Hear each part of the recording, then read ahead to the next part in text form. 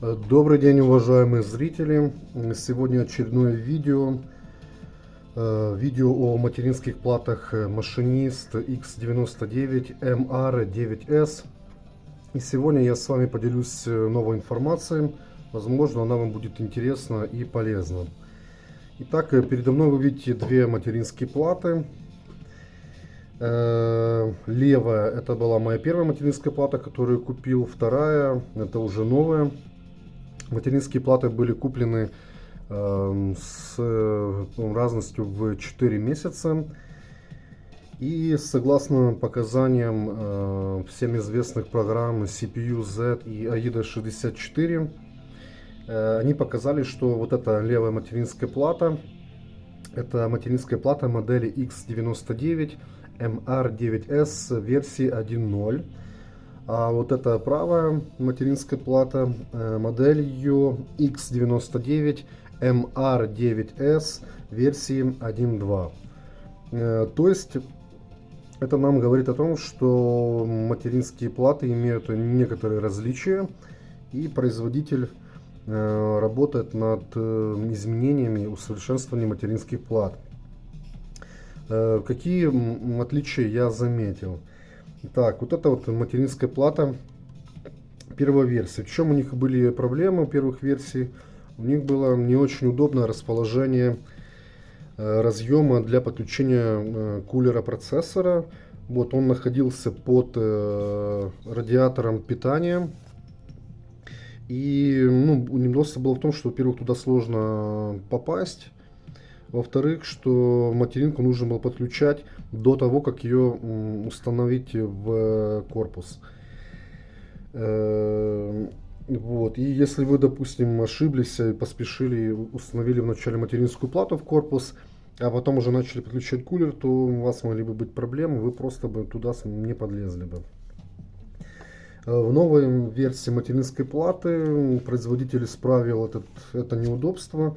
И как мы можем видеть здесь, он перенес разъем питания кулера из-под радиатора немножко правее. Вот. Это улучшило удобство, повысило. Все равно, конечно, не очень удобно, так как здесь стоит слоты памяти, и вот защелка памяти, если будете устанавливать либо снимать, то тоже могут возникнуть проблемы. Ну, в принципе, такое решение более удобно, чем было ранее. Далее я заметил подсистему питания процессора. Она изменилась, и если посмотреть, то можно заметить, что в новой версии между конденсаторами добавлены дополнительные SMD элементы. И я полагаю, что это повышает качество питания, ну и надежность самой системы. Вот. Далее здесь мы видим также дроссель R33. Вот. Он был перенес тоже из-под радиатора левее, и вот он оказался здесь. Никакого удобства там при подключении материнки этот дроссель не влиял, но его перенесли, и будем надеяться, что это было сделано для улучшения качества материнской платы. Далее, если еще визуально оценить, то можно заметить, что на новой материнской плате появились дополнительные надписи, принты. Немножко изменились тип кнопок. На функционал это не влияет. Вот такой вариант кнопок круглых мне нравится больше, чем вариант квадратных кнопок. Так, далее, что я заметил, на новых материнских платах используется аудиочип Realtek ALC897. На старой материнской плате версии 1.0 используется аудиокодек Realtek ALC887. То есть я так понимаю, что вот этот 897 это усовершенствованный 887. Я сравнил его характеристики, и по ним 897 немножко по параметрам лучше. И поэтому это должно отразиться в плюс на качестве звука. Опять-таки это нужно тестировать, и, наверное, будет заметно только каким-то специалистам при использовании каких-то специфических приложений программных. По поводу BIOS, то здесь используется BIOS микросхема WinBond 25Q128 JVSQ. Вот, ну, микросхемы и здесь одинаковые. Сам BIOS программа отличается.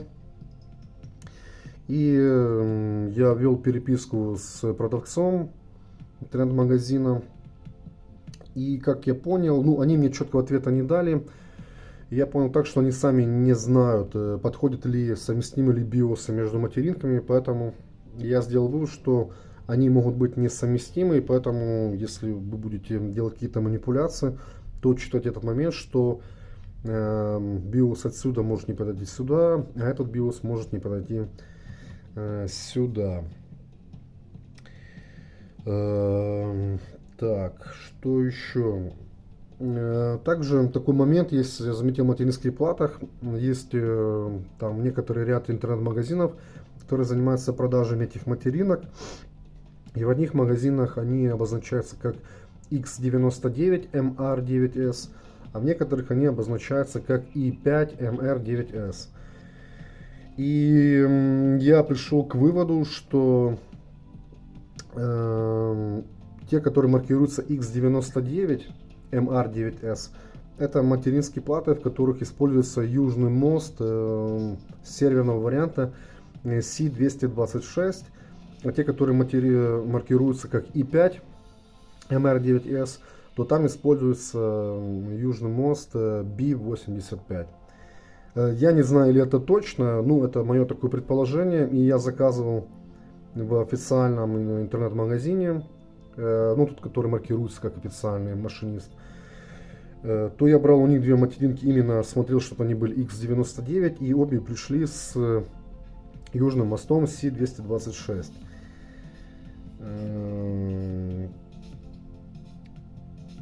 Так, что еще? А, да, и вот эти материнки, ну, X99 и 5, то вот у них маркировка вот здесь находится. И также, если посмотреть на фотографии интернет-магазинов, то вы увидите, что там есть i5 MR9S, а есть X99 MR9S. Если кто-то покупал материнскую плату, у него есть материнская плата i5, именно i5 MR9S, то, если есть возможность, поделитесь информацией, какой у вас используется южный мост, вот, чтобы подтвердить либо опровергнуть мои догадки. По поводу показателей питания я использовал AIDU 64, и данные с датчиков снимаются, ничего не зависает, все нормально снимается. Показатели, ну, мне нет возможности сделать замеры, но показатели мне кажутся достоверными. Также новая материнка, я пробовал вводить ее в спящий режим. Материнка адекватно входит в спящий режим, неадекватно из нее выходит. Кулер нормально вращается, то есть нету какого-то там завышения либо сбоя в вращении кулера процессора. Далее,